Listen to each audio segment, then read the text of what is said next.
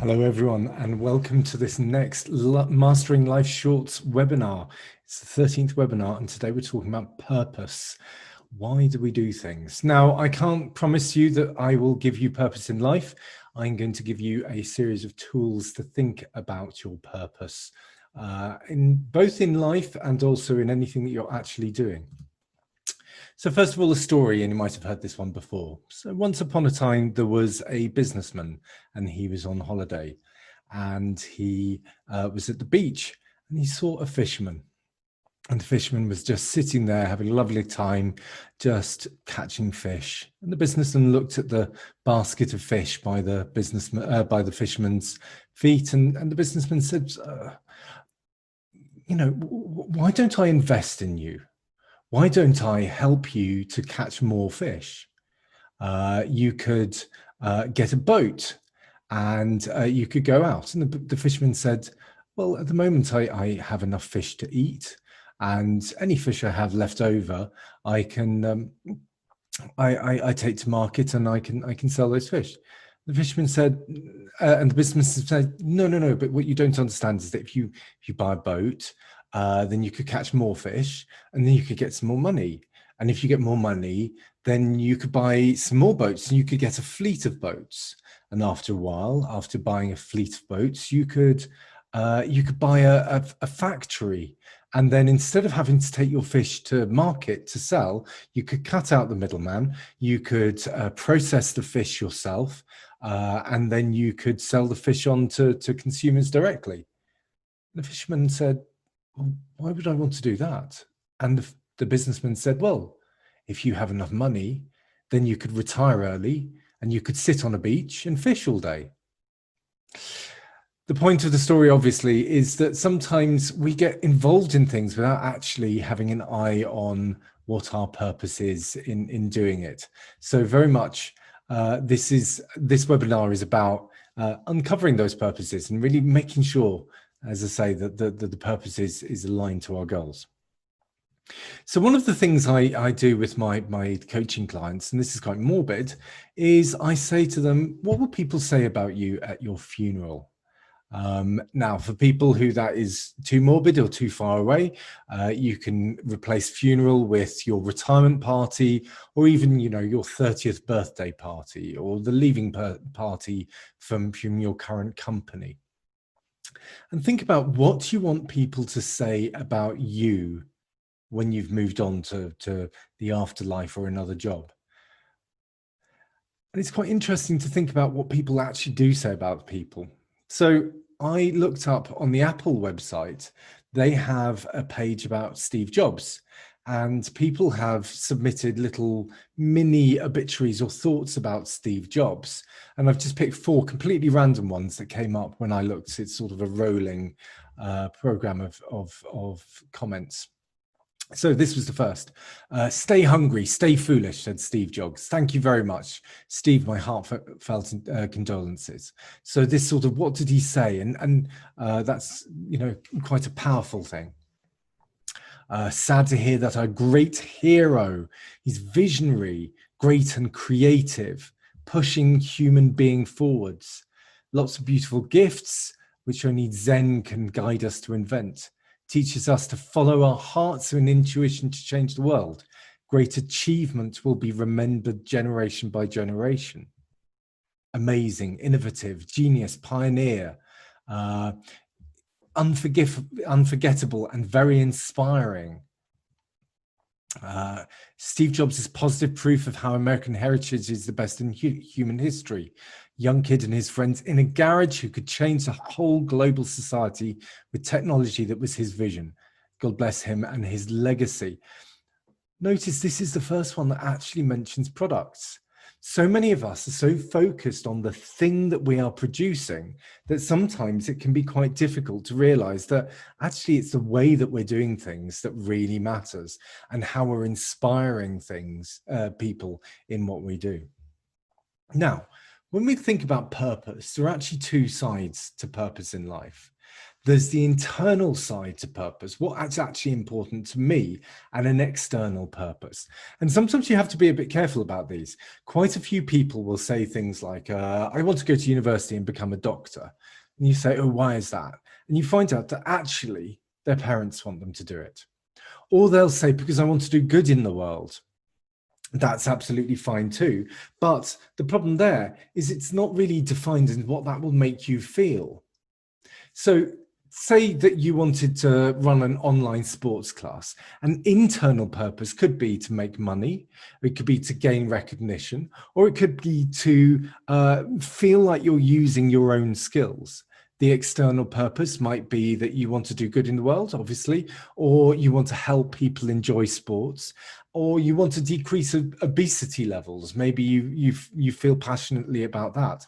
And it's important to have both the internal and external purposes for doing things. Otherwise, you're not really balanced. You're doing it for someone else, or you're just doing it for yourself and not giving to the world.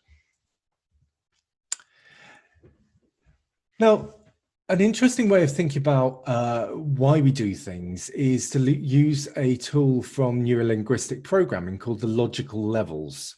And I'm going to illustrate the logical levels with just a simple idea of, I want to open a coffee shop.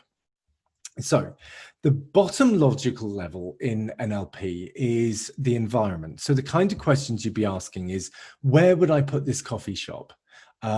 Is now the right time to be opening the coffee shop? So, for example, you could be thinking right now, we're in a time of economic uncertainty. Is this a time that I really want to put some money forwards for this?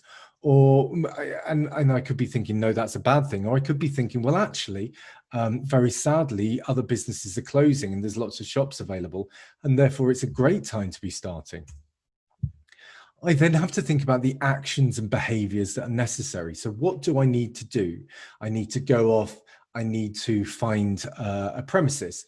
I need to register my premises. I need to potentially employ people or get suppliers on board. Then I need to think about my own personal capabilities. What am I capable of? Now, this might be things like I can bake and I can cook and I can do the books, but what I actually need to do more of that I'm not very good at is customer service, for example. Now, a basic business coach would look at those three things, and they would do very well to work with a client in saying, okay, so you want to open a coffee shop. Have you got the capabilities? What do you have to do? Where are you going to do it? And you could do that in either order. It sort of works to do this either up to down or down to up. It doesn't matter which way round. The problem here is there's no purpose. Why are you doing it? So then we need to go further up. What is your value and belief? Now, why is it important that you do this? What does this coffee shop give the world that actually helps people to want to come to you? Why would they come to you and not to one of the many, many brands of coffee shop that are out there? Maybe you want to say that we're a local coffee shop staffed by people from the local town, or you might say we're a vegan coffee shop, or we strongly believe in, I don't know, employing homeless people. What's our belief? Our belief in the type of food we serve or whatever. And that really, if you know what you're doing, then that's going to inspire your customers to go forwards with that. The next one is identity. Who are you? This is a big one. So you're thinking to yourself, okay, so if I owned this coffee shop, am I just an entrepreneur? And in that case, that's fine. Am I a craft baker or a craft barista who would be taking my creations and giving them to the world? Am I a community leader that the coffee shop is actually about bringing people together in an area that they wouldn't otherwise be together? And then the really big one is, what's your vision?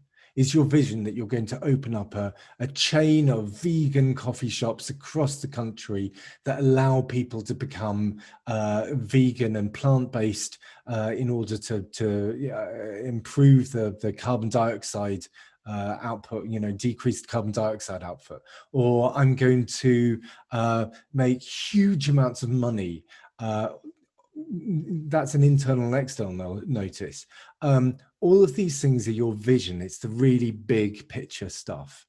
Now, if you start at the vision and go down, then you might get to something really interesting. If you start at the bottom and go up, then quite often you get stuck and you think that you want one thing and actually you want something else. So how do you unpick that? Well, then we use what's known as a why chain. Some people have called this the 5 whys. I don't particularly like 5 whys because sometimes it's only 3 whys, sometimes it's 7 whys. So we'll go through what this is. Now, this is something that Toyota created, and it's a root cause analysis tool. And the idea is you keep asking why for something. So think, I want to open, and let's say I want to open a kinky coffee shop for kinky people to go along and they want to wear leather at their coffee shop. Okay, why would I want to do that? Well, I want to build a community. Excellent. I also want to make some money. Why? Why do I want to build a community? Why do I want to make money? I want to build a community because I want people to feel safe in expressing themselves. And I'd also like to meet people. That'd be great. So notice that the whys can branch if you want them to, and you keep branching, you keep asking why. Why do I want to make money? Well, I could make money somewhere else. I could get a normal job, but I want to feel like I'm doing something useful and fun with my time when I'm making money. Why do I want all of those things? I want people to feel safe, so I feel that I've done something good in the world. I'm going internal, external here. So I'm really feeling that I've got a purpose on this earth. Why do I want to meet people? Actually, maybe I want to find a partner. Why do I want to feel I'm doing something useful and fun with my time? Because actually, I don't like the idea of having a job. I like the idea of having something that is my purpose, my calling in life. So that whole idea of if you enjoy your work, you never work a day in your life. So I want to really make sure that my work and my leisure time become connected. Why? So I can live a better life. Now, at this point, it's useful to go back and say, is the things on the right-hand side, are they actually needed? Do you need the thing on the left-hand side? How else could I feel good in this world, or that I've done good in this world? Is it actually opening a kinky coffee shop? Or would I be more efficient and more effective if I volunteered at a local homeless shelter, or hosted an online chat forum? How could I help find a partner? Would it be better to use one of the apps or go to singles nights? How could I live a better life? Is this the best way of living a better life? Because we get so involved in the what that we never go to the why. If you go to the why, then you go backwards to the what, then actually the what that you come up with is more likely to be something that you really follow through in your life. Now, in order to unpick this for yourself, I've, as always, put together a worksheet. It's on my website, englishleathermaster.com/mastering-life-shorts. The password this week is my why, capital M, capital W, no space. Really important thing about this is it has several elements to this. So you have your legacy. What do you want people to think about you in the future? It then goes through a idea of your hell, your personal, the worst thing that can happen. And what's interesting about knowing your hell is it helps you to understand what it is about things that you're trying to avoid, and doing a why chain on your hell. Why is this so terrible? You can start to find the things that you really want in life. Once you've got those, you can then look at your current goals and desires and do why chains on those and decide whether they're actually what you need. is, I don't know, moving to London actually what you want? Or do you want to do something else? Why are you moving to London, for example? Um, well, good luck with that. It's the kind of thing that can be quite complicated to keep everything working. So absolutely, as always, I'd be more than happy to talk to people about these. And if you're watching this and you'd like to work with someone, then I'm offering everyone who is listening to this a free 1 hour coaching session. And maybe this is one of the things you could be working with. So just contact me via my website and we'll set that up. Next week, we're going to be talking about something completely different, biases and fallacies. So these are the things that when we're working our way through life or through projects, we don't notice when we're biased in a particular way or when we allow ourselves to get taken in by the wrong things. So it's going to be an interesting webinar, which is pointing out some of the ways that our own brains trick us. So I'm looking forward to going through that with you. If you've got any questions, then feel free to put them in the chat now. Otherwise, thank you very, very much, and I will see you next week.